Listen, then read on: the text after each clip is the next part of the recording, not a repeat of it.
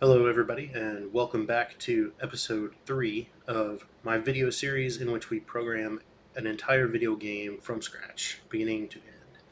So let's take a quick review of what we have done up to this point. If you recall,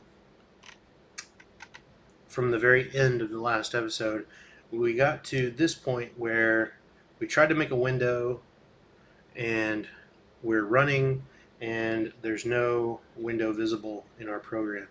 So let's try to fix that real quick, since that was supposed to be the great punchline at the end of the last episode, but we didn't quite get there. We were way over time. Alright, so we created this window with create window EX, and I'm just going to go out on a limb here and say that if we want this window to show up, let's call this show window function on our window handle. And this is probably true false.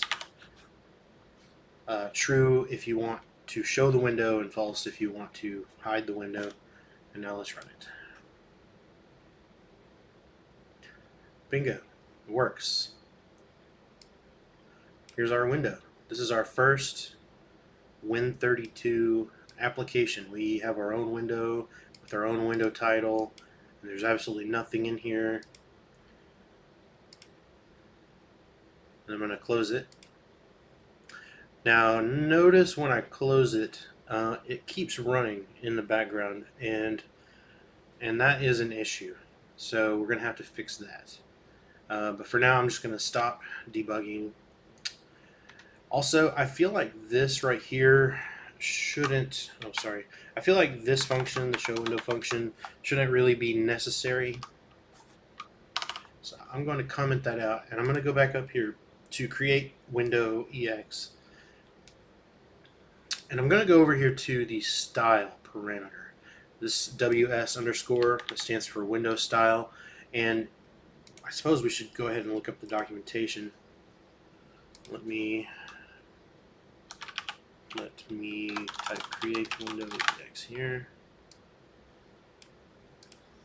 Okay, so this, you are definitely going to want to read the documentation for create window EX because you use it everywhere in Windows programming, and it's an extremely customizable function. You can create all kinds of windows with it. Has a ton of different parameters, ton of different combinations of styles and all this. So for example, if you look at the parameter for window styles, that's extended window styles. Let's look at the window styles, regular window styles. All these right here: border, caption, child window. Do you want it to be disabled? Do you want it to be dialogue, like a modal dialogue? Do you want it to have a maximize box or not? Do you want it to have a minimize box or not? And now you've got these. These are kind of cool. These window style underscore overlapped window. Notice how this is not just a constant. This is not just one. This is not just defined as one value, one integer or long value, as opposed to this WS underscore overlapped. Notice how it's literally just a 0. So I mean, you could just type, you could go over here and type 0, and that would be equivalent to if you had typed WS underscore overlapped, because WS underscore overlapped is pound defined as 0. 0, 0, 0, 0, 0, 0 long. So 0 and WS underscore overlapped are equivalent. Now, the one that I had in here, on the other hand, was WS underscore overlapped window, which is actually defined as a combination of WS underscore overlapped and WS caption and WS sysmenu and WS thick frame and WS minimize box and WS maximize box. This little pipe symbol right here in C is basically how you combine bit masks together.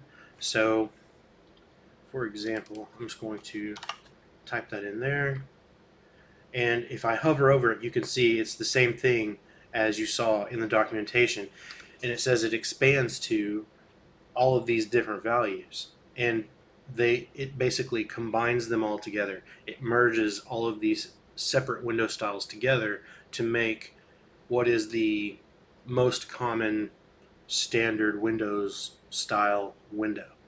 However, feel free to customize that all you want. Um, and the point I was really getting to here is that there is a window style down here called WS Visible. The window is initially visible. I think that is what we want, and I think that's why our window was not initially showing up. So let me copy that. Now let's say I still want this to be an overlapped window. I still want it to have these window styles, but I just want to add onto that an additional window style of WS underscore visible. And now we no longer need that function. Run it. And there we go. Now our window is visible. You can move it, you can resize it, you can minimize it.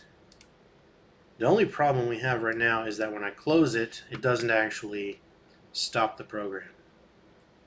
So that is because when you hit that X button on the window to close it, like if I were to close Visual Studio right there, that when I click on that, when the user clicks on that, it sends a window message, and your application has to process that window message. You have to handle that window message. Windows won't assume that just because you hit the X, you necessarily want to close the window. A perfect example might be, what if I'm creating some sort of word processor, or text editor, something like this, and the user is typing text, and then they hit the X, but I don't want the application to immediately exit. Instead, I want to intercept that message, and I want to display a separate dialog box that says, hey, do you want to save your changes before I exit? That's why Windows gives you that power to intercept the message even on closing the window. So we have to handle it. So before we do that, let's take a little quick review of what we have so far. There's some things that I want to change about what we have. I really am kind of a perfectionist. So I was thinking about this. Do you remember this part where we include Windows.h, but we basically squelch or disable all of the compiler warnings that are generated when you attempt to include Windows.h with the enable all warnings option set. Remember, Windows.h generates lots of warnings that not only do we not really care about and they don't really matter, but we don't have any control over it because Windows.h is not our file, and I don't feel like making a custom one where it's fixed and compiles without warnings. I would rather just use the one that's in the box. So I was thinking about this. Instead, why don't I just push the warning level down to 3 instead of 0? And the reason for that is there are some things in Windows.h where it will actually help you generate useful warnings, and those things also get disabled whenever I push a value of no warnings and include Windows.h. So an example of what I mean by that. There are a lot of functions a lot of really old school C functions that were a long time ago deemed to be unsafe because they don't do any balance checking on parameters and they allow easy buffer overruns. And buffer overruns is a whole huge class of not only things that will crash your program, but also things that can be flaws that can be exploited by hackers that can exploit your program, and it can lead to arbitrary code execution where a hacker could actually use a buffer overflow exploit in your program to hijack the computer basically and do whatever they want to do with it. The C language is notorious for this class of bugs. And it is like 95% of the reason why people have been trying to make a better language and replace C for the last 40 years. Nevertheless, if you're smart, you can make your C program to where you don't really have to worry about buffer overflows if you just basically are conscientious and pay attention to what you're doing with your buffers. Let me get back to, I was trying to give you an example of, for example, Mem Copy. There's a function called Mem Copy, and it basically takes a source buffer of memory and copies it bit for bit into a destination buffer. The problem is that this function, as you can see as I'm hovering over it, it makes no effort to check to see whether I am attempting to copy a bigger buffer into a smaller buffer. For example, it's not making any effort to try to make sure that I am not trying to fill a 5-pound sack of a 5-pound sack with 10 pounds of potatoes. You know what I mean? So to combat that, developers long ago, they made extra versions of these functions, and I think it's Mem Copy _s. They basically always have the _s suffix, and it's the exact same function as Mem Copy, but it has extra parameters that allow you to perform size checking and make sure that you don't have the opportunity to make those buffer overflow errors while you're programming.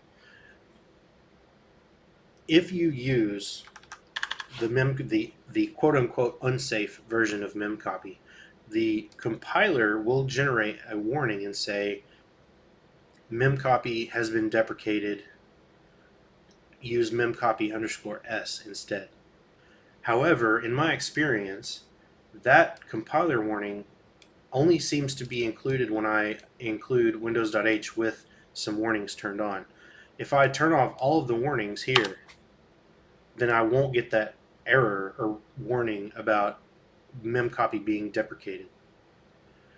And the whole point of me configuring this project to have enable all warnings turned on was because I want all the warnings. I want to be warned about everything that could potentially be problematic with my program. So it's really ironic that I would go through all that effort and then go to disable these warnings and potentially lose some useful warnings. So instead of going all the way down to 0, instead of disabling all warnings, I'm just going to temporarily drop the warning level down to 3. Then I'm going to include Windows.h, and then I'm going to restore the enable all warnings settings. Okay, moving on. So last time we made this function declaration, and as you can see, this function returns I don't know what that was. This function returns a long pointer, which is called an L result, and callback is just pound defined as standard call. That is a calling convention. Standard call versus cdecl. Those are two different calling conventions. The difference between them is pretty important, and we will get to that at some point, but probably not today. So just keep that in mind. Now, as before, I like consistency. I'm going to go ahead and spell out my parameters here because I don't necessarily like these abbreviations anymore. I have my own style here, you know. So I'm going to copy that, and I'm going to go down here to the actual function, and I'm going to paste. There we go, and I'm going to change that to message. Okay, this, as you recall, this is my callback that every time my window has to process a window message, this is where I process that window message, is right in here. So let's see, I like to do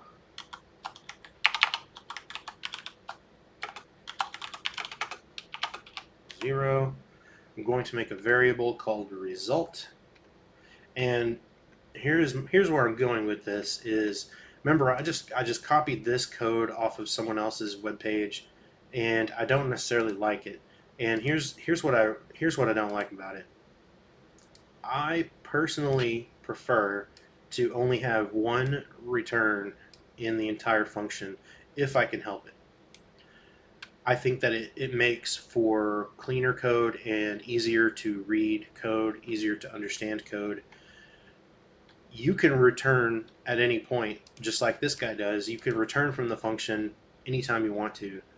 But I personally prefer to instead just have one place in the entire function where it returns.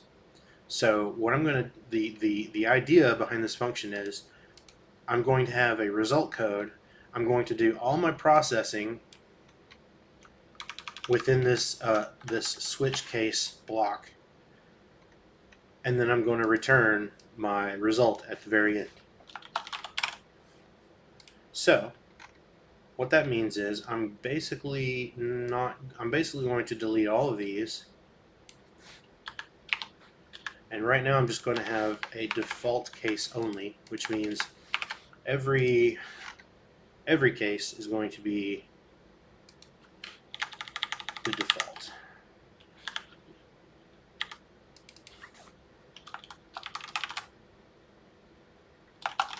Window handle, message, W param, and L param. So it's essentially saying that every time a window message comes in, I'm just going to immediately I'm not going to do anything special with that window message. I'm just going to pass it along to the next window procedure, and it's going to just handle all my default stuff. So all of the times that I click on my window and move it around, and every time that I click on the minimize button and the close button, all of the default actions are going to occur for all those sorts of things. Okay, so let me look up default window proc.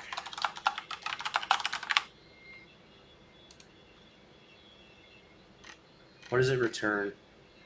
The return value is the result of the message processing and depends on the message. So I think it's important that we capture the return value of this function. So I'm first going to use default window proc A, because everything that we have done up to now it's all ASCII, and I'm going to assign the result of that function to my result variable. Okay. Okay. Now. Oh, I thought of one other thing I wanted to tell you. If you recall from last time, we made this window class, and we filled out all these details of the window class, including things like the icon and the cursor, and also I'm going to put the icon small right next to H icon so that they're together, because that would make most sense to me, I think. However, what I want to talk about is this one, where it says window class.hInstance equals instance. Now, I got it from this formal parameter here, and I just wanted to tell you that that is the same as get module handle there. It is the same as that right there. So the get module handle function with a parameter of null says, get me the handle to my own self, my own executable. And it's the same as this parameter here. And you don't have to take my word for it. We can actually have it on debug, run to cursor. Okay, step. Okay. Now let me find window class. And H instance is that thing right there. It's that handle right there. Ends with 40,000. So that's what I got back from the get module handle function. Where is instance over here? Yeah, instance is right there. So instance is also the exact same. It's the handle that ends with 40,000. So there's no difference. The reason why that's important, the reason why you would ever care about that is, what if? Okay, so the idea behind this parameter, and you could have learned this if you looked up the MSDN or docs. .microsoft.com documentation for the window class data structure. And if you look at the H instance field in that data structure, it says that it should be a handle to the module that contains the callback function for this window class. And since our callback function is right here, we can just use that. We can just use our own handle to ourselves. However, it is possible for the window procedure to be in a separate DLL file. You could put it in a separate module in a completely different file. You might have to load that DLL just to find the window procedure for the type of window that you're creating. It's one of the things that's possible, so that is the only reason why you might care to put something else in there. Another reason is this. What if I wanted to do this? See how I have this main function, WinMain, and I'm doing all of this window creation stuff here. What if I basically wanted to just take all of that, cut it out of the main function, and put it in its own separate function called create main game window? Let's go ahead and do that. And I think, let's see, where are these things going to return? I don't know. Let's just make it a D word for now. So we're going to create a new function called create main game window.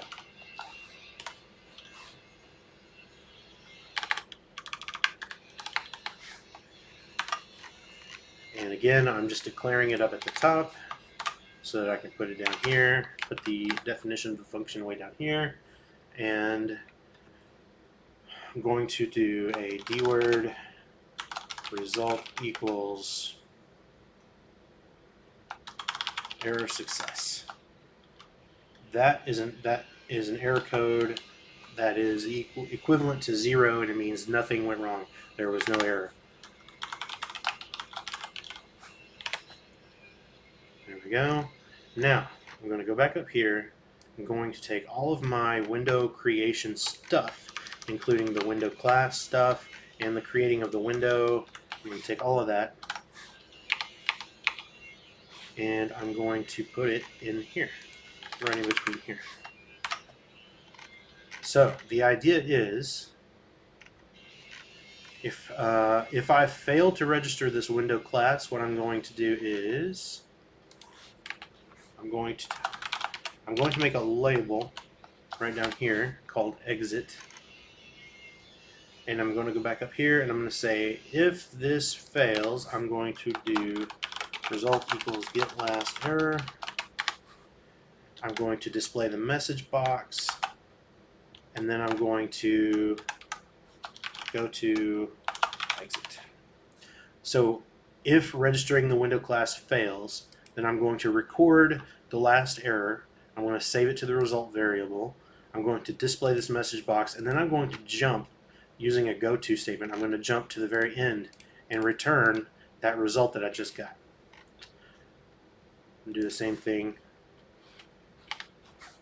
I'm going to do the same thing here.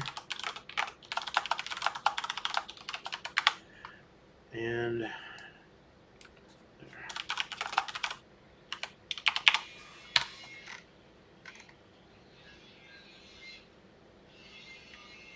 okay, so now I can do this. Up here back in my WinMain function, I can say, instead of having all that stuff, I can just make it real clean. I can just say if create main game window does not equal error of success, that means that something went wrong, right? And we can either return 0, or we could put another goto here if we wanted to. I guess I should practice what I preach, since I just said that I don't like having multiple return statements. I'm going to make another label here.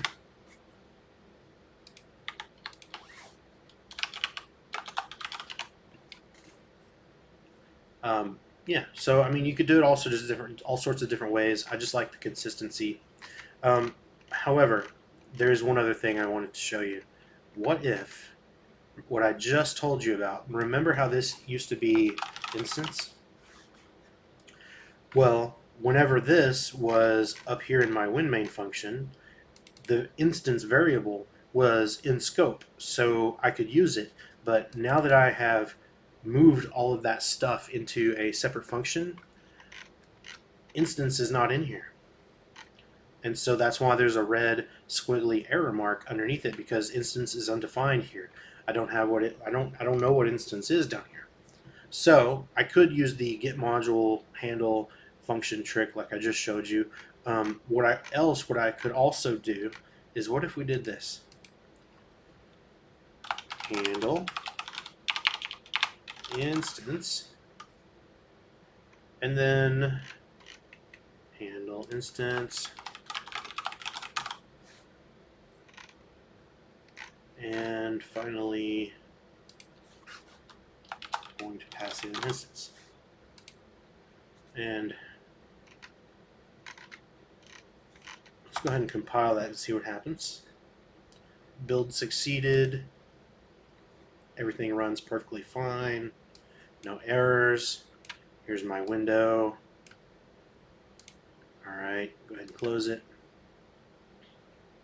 So that is a possibility. However, you've seen I don't really have to do that. But just for the sake of teaching, this is also a good opportunity to introduce you to SAL, Source Annotation Language.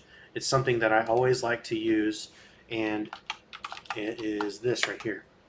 So I just added a parameter to the create main game window function.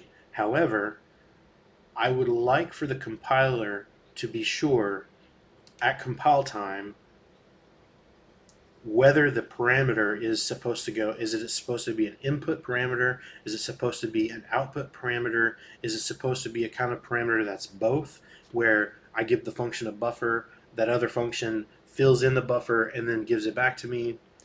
What is it? And by using this source code annotation language to tell the compiler that, to give the compiler some hints about how you intend to use these parameters, it helps the compiler generate more intelligent warnings if it sees that you are using the function incorrectly or inconsistently.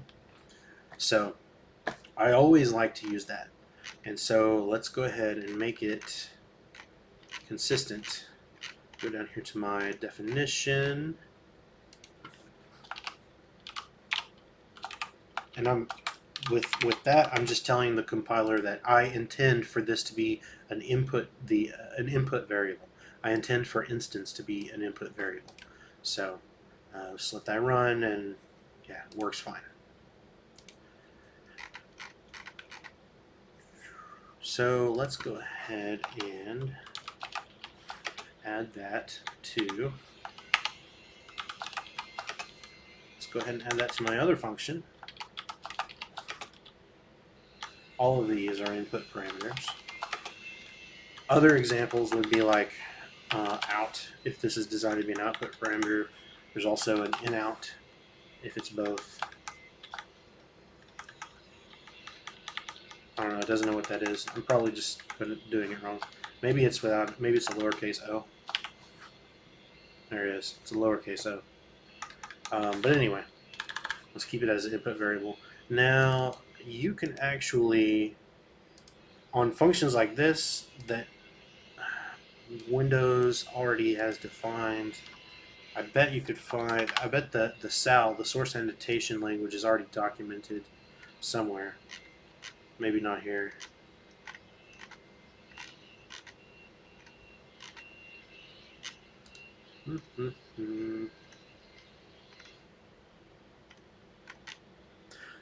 Alright, we'll find another example of that later. But for now, we'll leave that. And remember, anytime you update the function declaration, you also need to update the definition as well. These all have to be consistent.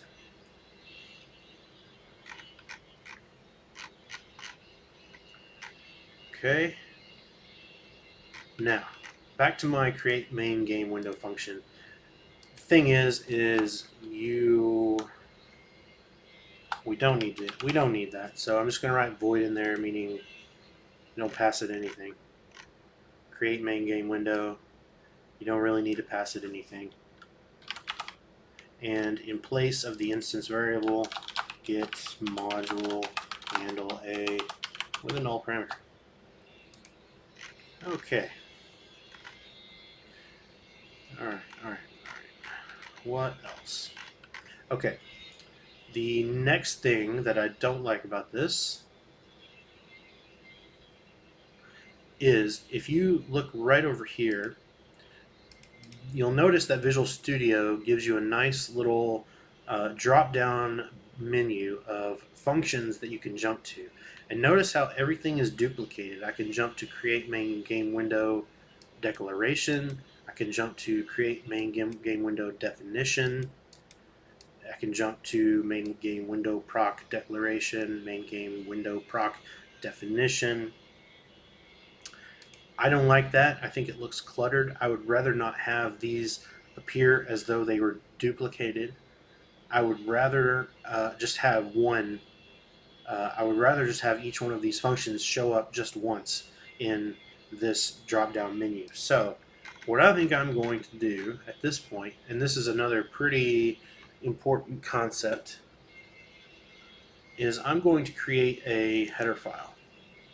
So if I right-click on header files over here, I'm going to add a new item. I'm going to add a header file, and I think I'm going to give it the same name as the C file. So I have a main.c. I'm also going to have a main.h, and that just reminds me that this header file goes along with that source code file. So it can come in handy when you have multiple C files, which we probably will eventually have multiple C files and multiple H files. So as you do that, as you keep adding more stuff to your project and your project gets bigger, organization becomes more and more important. So here's my main.h file. You notice that it already came by default with a pound pragma once, and I think this may be called an include guard. I think that's what it's called, and I think what it's meant to do is it's meant to tell the compiler that if main.h shows up somewhere else in my project in some other C file, don't include it again. Make sure that this .h file is only included once in this entire project, or else you'll have problems with things being redefined, and the compiler does not like that. So I'm just going to leave that there. And so the idea is this: I'm going to take these function declarations, I'm going to cut them out, and I'm going to paste them right here into there. And notice that when I do that, all of a sudden this H file has a bunch of stuff that is now undefined, doesn't know what it is. So, and that's because I'm once again missing the windows.h file. So what I need to do is go back over here, and I need to include my file main.h, and I need to make sure to include that after windows.h, because windows.h contains some important definitions that I need to use in my main.h. So the order in which you include things is also very important in a C project. Okay, so now if you click this drop down box, notice now this is much cleaner. I only have one copy of the function of each function in this drop down menu. Okay, what else do we want to do? All right. Oh yeah. Well, we definitely need to handle. We need to handle the case where the user clicks on the little X on the window to close. And to do that, I think I'm going to introduce. I think I'm going to introduce a global. Let's do it the simple way first. So I'm in main window proc. This is where I'm handling all my window messages. And I'm going to handle the WM close case.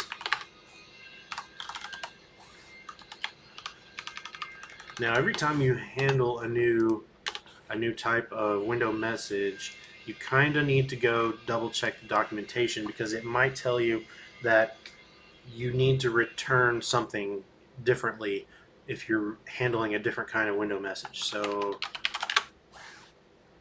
let me look up the documentation for WM close, and it says if an application processes this message, it should return 0. Okay, so which is exactly what we're doing, because we're returning a result which is already 0, so we essentially just need to do nothing.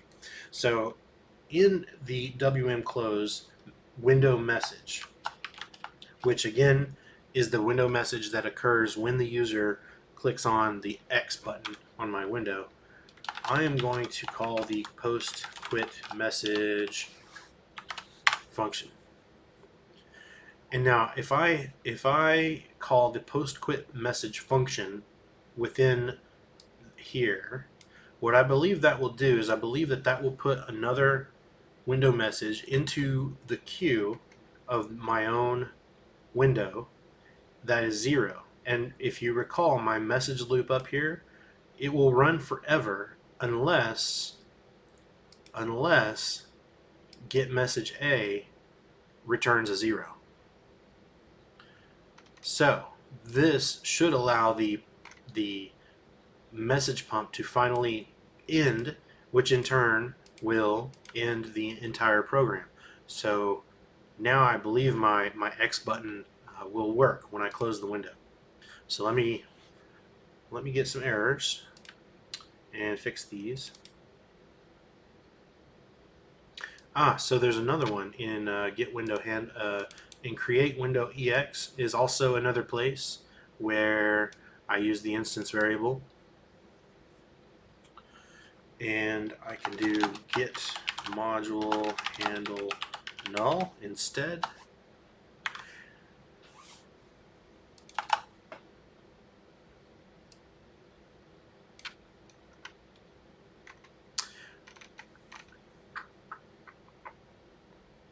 You know, I was thinking I might actually write a parser that checks my source code file for anytime I use a Windows API function that has an ASCII and a Unicode version, to make sure that I'm always using one or the other and not like that version or that version. I just want to make sure that I'm consistent everywhere, right? But the compiler won't warn me if I make a mistake there, so I think I might write my own parser just to check for that. But anyway, I digress. Let's run this. And it works, and everything is normal. And if I hit the X, there, the program actually finally terminated, which is what we wanted. And that's because we started handling the case where the user hits the close button. So now, what else might I want to do? Create game main window. Oh look.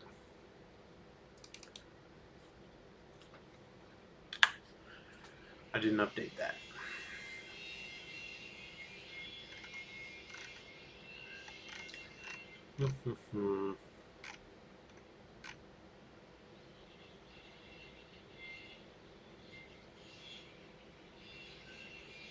I'm trying to decide if I still haven't decided if I like the way that message loop works or not. I also want to make sure to initialize my message to 0. Okay. Let me see if there's anything else I want to talk about. Alright, so there are other ways of writing this message loop. For example, I could do this instead, and then let's see, I'm going to cut that out.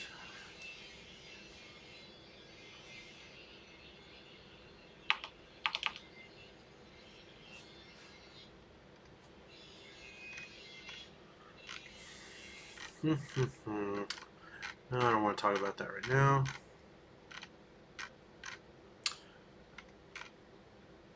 Okay, so I guess we can move on to actually, now that we have a window and we can close and minimize and maximize that window, I suppose we should move on to drawing something on that window. Oh, actually there's one other thing. Over here in my .h file, this is where I include all sorts of nifty things that are never going to change. For example,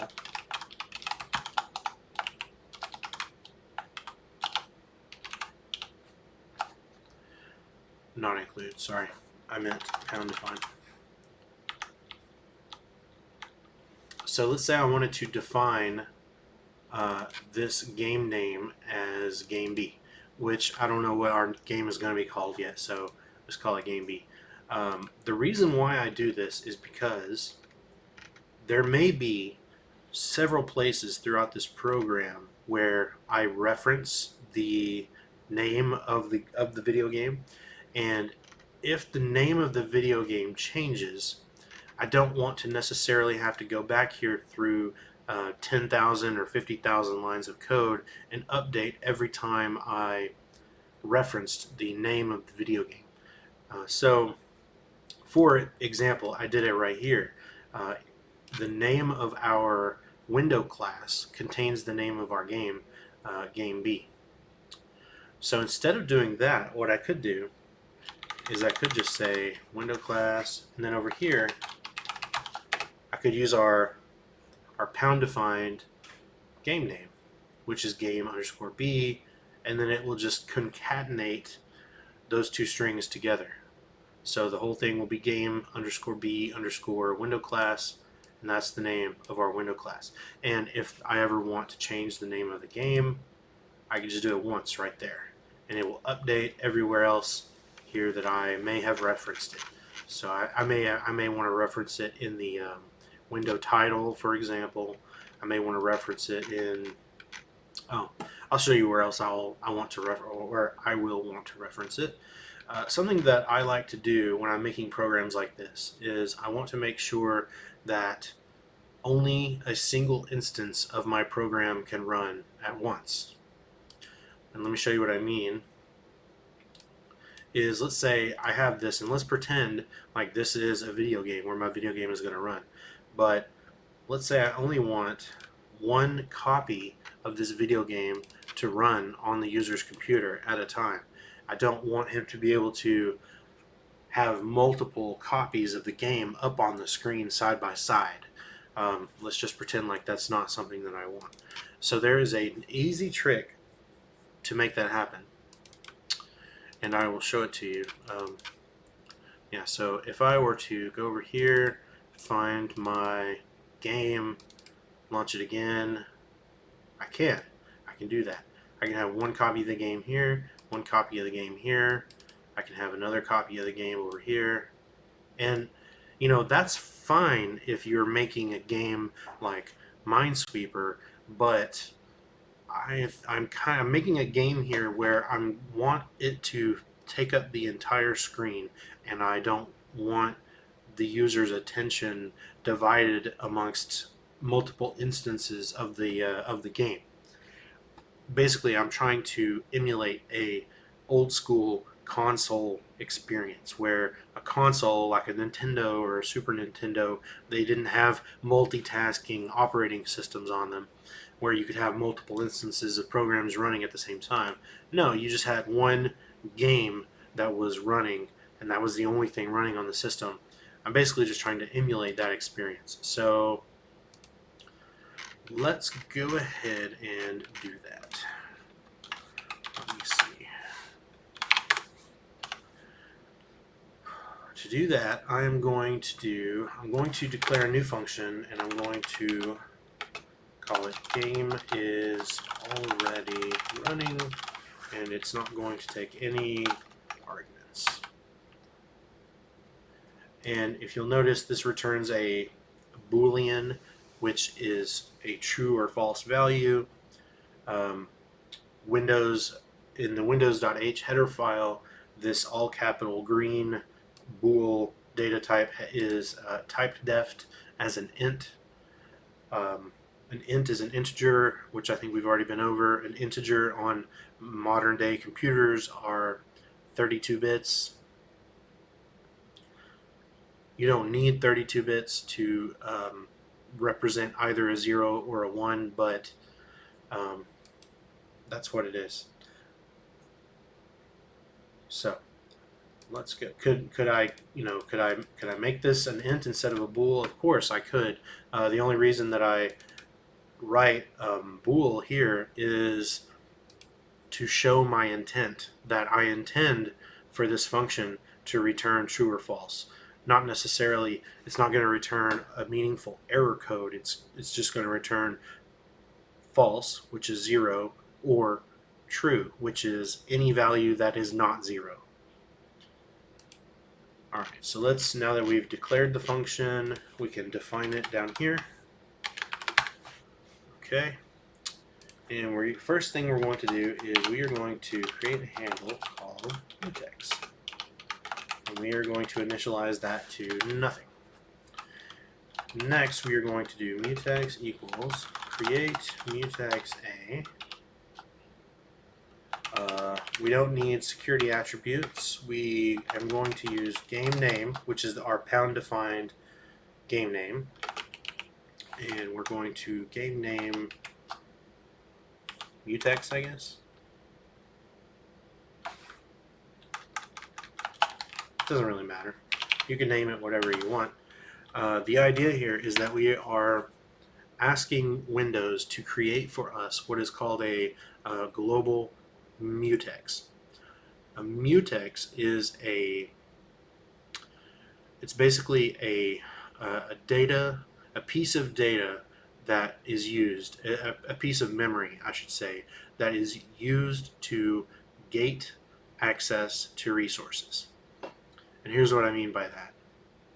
Let's say you have two threads or two processes that are reading from and writing to the same file. Now, you wouldn't want these two threads or two processes to write to the same file at the exact same time, because that would corrupt the file. You have to serialize the access to that file. And it could be a file on disk, or it could be a list in memory. The same rule applies. If multiple threads or multiple processes are going to share that same data or share access to that same data, then the access to that data needs to be serialized, one after the other, one at a time. That's why you might use a mutex.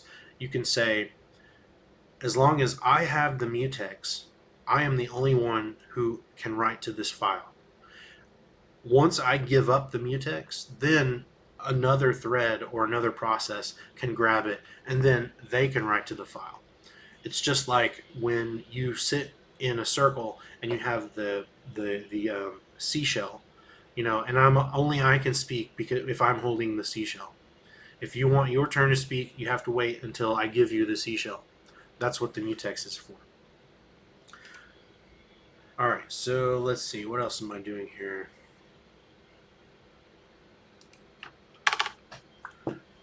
Okay, so I've called the create mutex function, and I'm going to say if get last error equals error already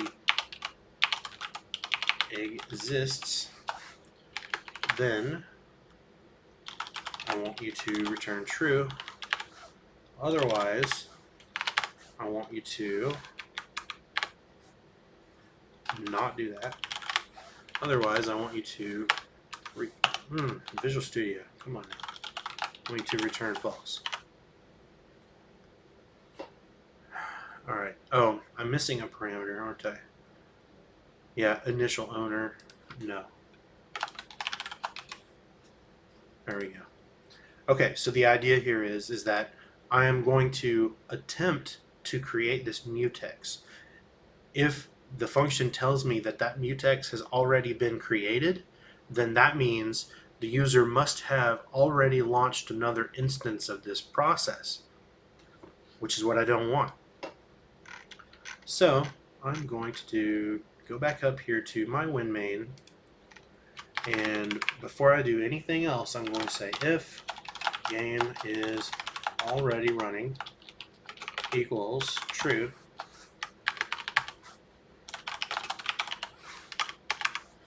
Then I'm going to pop up a message box. And to get a message box, I'm going to copy this one. Here we go. And I'm going to say another instance of this program is already running. Exclamation, error, and then the game's going to crash. Or not crash. I mean, it's just going to return and exit and not going to run. So I'm going to launch it. And now that I've launched it, it has created that internal, or I should say that global mutex by virtue of me running this game is already running function. And while I'm here, why don't I just go ahead and show it to you? I'm going to use Process Explorer from Sysinternals, Process Explorer. Let me fire this up. Now here, this is just a list of all my processes running on this machine. This application is essentially like Task Manager on steroids. It is an enhanced, much more powerful version of Task Manager. Here, Game B. That's my game running on the system. Now let me go to View, Lower Pane View, Handles. Now this is showing all of the handles that are currently held by my application. And if I find a mutant, okay, so a mutant and mutex are basically the same thing. And by the way, mutex is short for mutual exclusion. So that's what I was talking about with the seashell analogy. Is it's used to control mutually exclusive access to something. So here's my mutex right here. Base named objects, game _ b _ game mutex. That's my mutex. So if I go back over here and I'll try to launch another copy, see, I remember I still have one copy of it open. Let's try to launch another. It says error, another instance of this program is already running, and it won't launch another instance. It's pretty cool, huh? Now there are a lot of programs in the world that use this little trick, and it is not you can get around it. If you use Process Explorer like I have here, watch here. I can actually close that handle. I can close that mutex as soon as I elevate my privileges to administrator. Got to run as administrator. Let's go back down here to game B. Let's find my mutex. Close it. Close, and it's gone. Now, my game is still running. Watch this. I'm gonna go back here, launching it. Aha! I got to launch it again. Pretty cool, huh? So there are a lot of different programs that use this same trick, and that's how you get around it. However, I'm not trying to, stop all the hackers here. This is basically just an inexpensive, simple lock that it's not hacker proof. It's just basically, to keep people from, what am I trying to say? To keep people honest, I guess. So, all right, let's see here. Yeah, so now it's running. It's working again. My Mutex trick is working again. All right, let's see if we still have any time. Okay, we've got about 5 minutes. And what else do we want to do? I think I still want to revisit this message loop, but I don't think we have time to do it. Oh, here's something that we have time to do. I can handle more window messages. So let me just give you an idea of how many window messages we are processing here. So if I go and add output debug string A message and a new line, and the reason why is because output debug string doesn't return a new line by default, so I have to add one in there. It also doesn't do var args, so I can't just put format specifiers in there like I do with printf, which I will explain when we get to the difference in calling conventions. I'll explain why, but for now, here we go. So basically, this is in my main window proc, and what it's going to do is it's going to print out the numerical representation of every window message that comes into my message pump, which, by the way, message pump is another way of saying message loop. It's the same thing. So let me just run it and see what happens. Errors is what happens.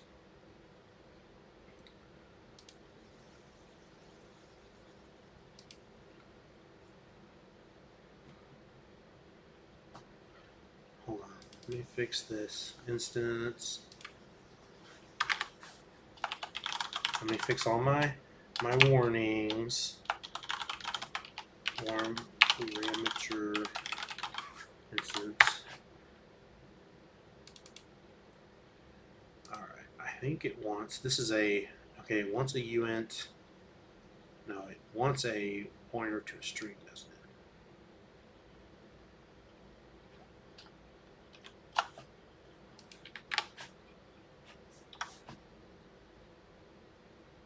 Cannot open for writing, incompatible types. Let's try one more time. Oh, that's why. The compiler couldn't write the executable because there was still another copy of it running in the background. All right, let's see what happens now. If we go to output,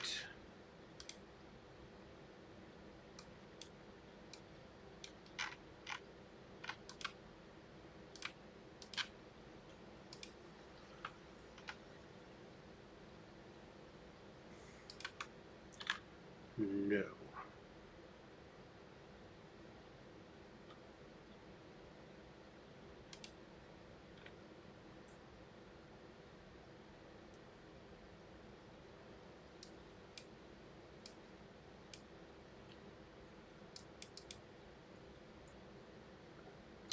I know what it is.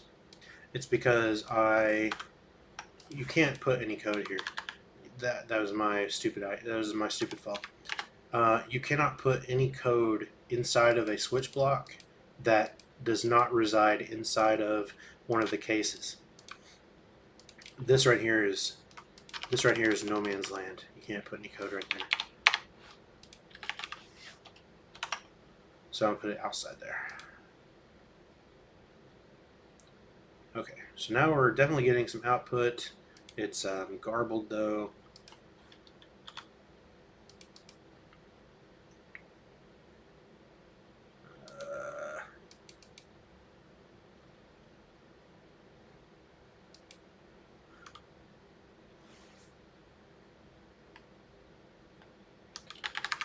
I really didn't want to have to do all this, but let me do.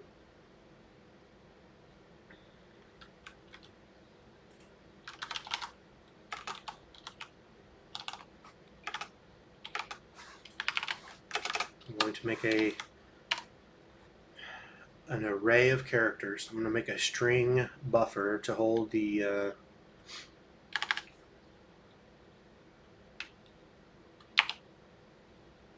see.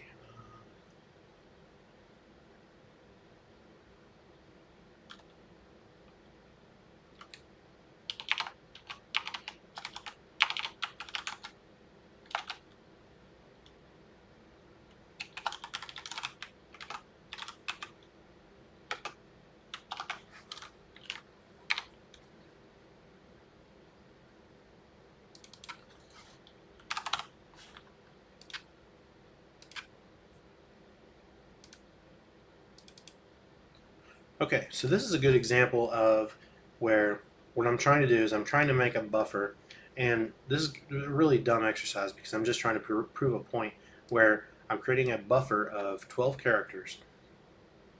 I'm going to take the message, which is an integer, it's an unsigned integer, and I'm going to translate that, I'm going to convert that into text, into characters, and I'm going to store that into my buffer at base 10. That's what the radix parameter means. You can do base 10, base 16, whatever. And then I'm going to output the contents of that text buffer. But I'm getting an error here that says this function I to A, which stands for integer to ASCII, it says it may be unsafe. And it says I should use the safe version instead. Now I've been waiting for this example to show you this. This right up here, which we first started with, if I turn that to 0, let's see what happens. Oh, never mind that then. Okay. I thought that if I turned all the warnings off here, that this function about the insecure version, this message about the insecure version would go away, but it didn't. Whatever. Let's go and use I to A underscore S, and what does it need? Value, buffer count. Okay, so we just need to add one more parameter, which is the buffer count, which we're going to use count of buff.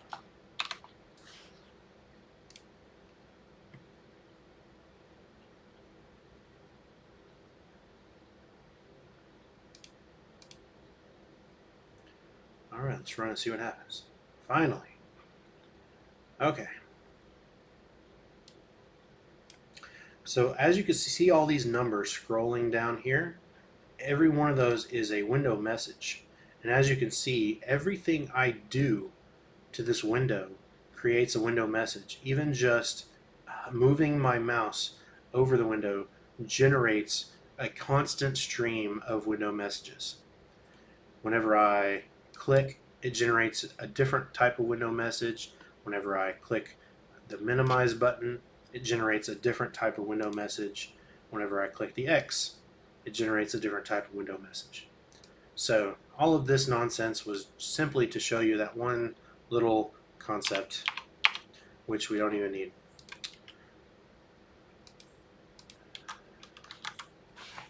All right, so let's see. We are out of time. We've gone over an hour. So I will see you back here next time. And we are going to, I don't know what we'll do next time. I think next time we'll draw something on the window. All right? Cool. I will see you next time. Bye.